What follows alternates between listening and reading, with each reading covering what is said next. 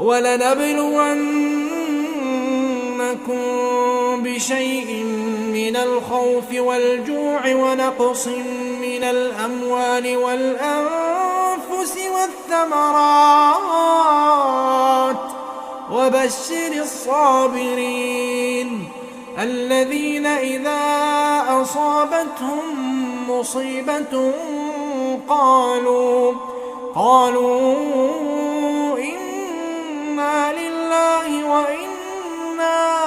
إِلَيْهِ رَاجِعُونَ أُولَٰئِكَ